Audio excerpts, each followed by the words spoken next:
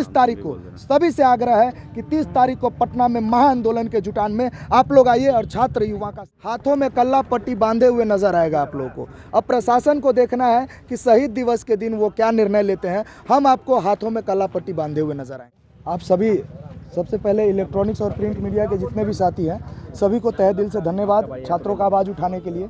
आज हम लोग उपस्थित हुए हैं एक आह्वान के लिए। सभी चीज़ों पर भाइयों ने बता दिया है। मैं बस आप लोगों से इतना कहना चाहता हूं कि 24 घंटा का समय है और हम अपने अभिभावक माननीय नीतीश कुमार प्रदेश के मुखिया से आग्रह करते हैं, जो 30 तारीख को हम लोगों ने महाजुटान का आह्वान किया है वो रुक भी सकती है अगर आप प्रयास करें तो। हम चाहते हैं कि हमारे 5 शिष्टमंडल जो हैं, 5 व्यक्तियों के डेलीगेशन से आप मिल ले। आग्रह करते हैं हाथ जोड़ करके कि माननीय मुख्यमंत्री मिल ले। हमें इस आंदोलन की ज़रूरत नहीं है। हम 40 दिन से धरने पर बैठे हुए हैं, भूखे प्यासे मर रहे हैं। हमको किसी की ज़रूरत नहीं है। आप राज्य के मुख्यमंत्री हैं, आप क्यों नहीं मिल रहे हैं? हम सभी छात्रों ने आपको वोट किया है, आपकी सरकार बनाई है, आप हमारे अभिभावक हैं। हम चाहते हैं कि आप हमसे मिले। अगर आप हमसे मिल लेते हैं तो इस आंदोलन की हमें आवश्यकता नहीं है।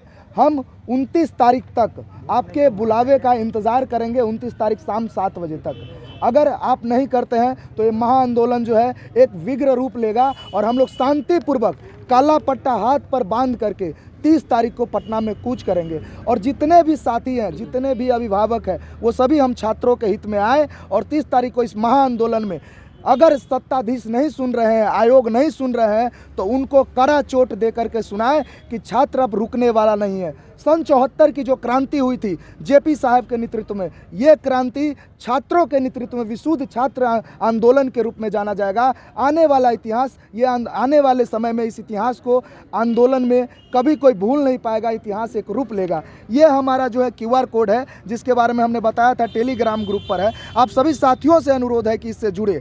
हम लोग जगह जगह जा रहे हैं, लोगों से समर्थन मांग रहे हैं। हर पार्टी ऑफिस में गए, जदयू ऑफिस में गए, बीजेपी ऑफिस में गए, हर प्रतिनिधि के पास गए, लेकिन किसी भी प्रतिनिधि ने हमारी बात नहीं सुनी। जबकि लोकतंत्र में यह कहता है कि with the people of India लिखा हुआ है हमारे संविधान में कि अगर एक भी व्यक्ति अगर अनशन पे बैठा हुआ है तो उस व्यक्ति का बात सुना जाए। आज 40 दिन हो गया है, हमें सुनने वाला कोई नहीं है, हमसे मिलने वाला कोई नहीं है। राज्य के हम अपने मुख्यमंत्री से कहना चाहते हैं कि आप हमसे मिलिए। क्या चाहते हैं आप? एक बच्चे आत्महत्या कर लिया है, एक बच्चे रिजल्ट आने के बाद आत्महत्या कर लिया है, एक बच्चा भागलपुर में आत्महत्या कर लिया है। क्या चाहते हैं कि जो 51 लोग हैं, सत्याग्रह के लोग हैं, वो भी आत्महत्या कर ले? अगर मैं फिर से आपसे कहता हूं कि आप आइए और बच्चों को सुनिए। हम नहीं चाहते री एग्ज़ाम, हमको नहीं चाहिए री एग्ज़ाम, बस आप एक बार मिल लीजिए। हम जिद नहीं कर रहे हैं आपसे री एग्ज़ाम की। अगर आप हमसे एक बार मिल लेते हैं तो हम पूरे सदस्य जो है अपना आंदोलन समाप्त करने के लिए रेडी है। लेकिन अब डिसीजन मुख्यमंत्री जी को लेना है। आप लोग जैसे जानते हैं, एक बात बताना ज़रूरी है, हम लोग चीफ सेक्रेटरी साहब से मिले, राज्यपाल से मिले, सभी को हमने अपना ज्ञापन दिया, लेकिन आज तक उस ज्ञापन का कोई भी जवाब हमें नहीं मिला, जो कि मिलना चाहिए। सूचना के अधिकार के तहत, चाहे जिस अधिकार के तहत हम देते हैं, मिलना चाहिए। मैं बस इतना कहता हूं कि 30 तारीख को सभी से आग्रह है कि 30 तारीख को पटना में महाआंदोलन के जुटान में आप लोग आइए और छात्र युवा का साथ दीजिए। अब राम जी कुछ बताएंगे। हम यही कहते हैं कि आयोग जो है अपना इंटीग्रिटी खो दी है और संसद, सड़कों, आयोगों का नाम नहीं होता है देश। केवल ये संसद, सड़क और आयोग जो है, इससे देश नहीं होती है। देश वो होता है जिसमें संतोष की भावना होती है लोगों में।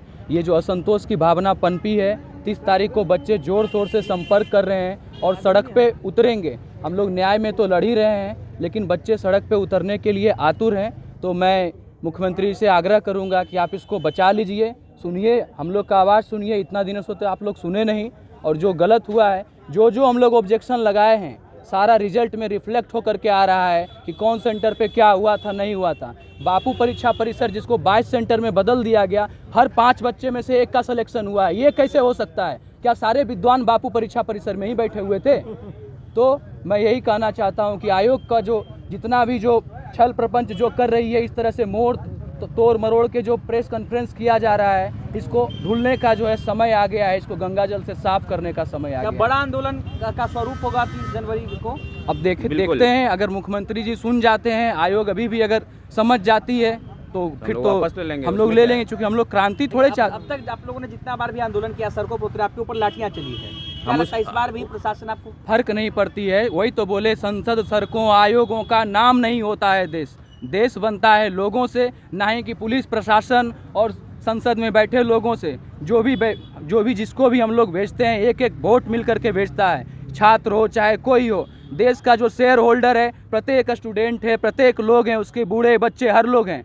तो जिनको भेजते हैं, अगर इस तरह की प्रवृत्ति वो रखती है, चाहे आयोग जहाँ बैठाया जाता है उनको एग्जाम लेने के लिए बैठाया गया है, बनाया गया है वो संगठन, ना कि बरगलाने के लिए। पप्पू जी, आपने कहा कि आक्रोश है बच्चों के अंदर, तो ये आंदोलन उस दिन 30 तारीख को इतने बच्चे जुटेंगे तो उग्र रूप भी ले सकता है। अब उग्र रूप लेगा कि क्या होगा, हम लोग तो बस यही चाहते हैं शांतिपूर्वक सुने, नहीं, क्योंकि हम लोग जो है 40 दिन उसको से शांतिपूर्वक ही रखेंगे। और 30 जनवरी जो महात्मा गांधी जी का मतलब शहादत का दिवस है, तो उस परिप्रेक्ष्य में भी देखें तो हम लोग उनके जो शहीद है उनको याद करने के लिए हम लोग 30 जनवरी को मना रहे हैं ये चीज़। और छात्र इस बात से बिल्कुल समर्थन में है। बिल्कुल, धन्यवाद। हाथों में जैसे आपने पूछा कि उग्र रूप नहीं लेगा छात्र, हाथों में कल्ला पट्टी बांधे हुए नजर आएगा आप लोगों को। अब प्रशासन को देखना है कि शहीद दिवस के दिन वो क्या निर्णय लेते हैं। हम आपको हाथों में कल्ला पट्टी बांधे हुए नजर आएंगे। धन्यवाद, आप सभी का बहुत बहुत धन्यवाद। चलिए।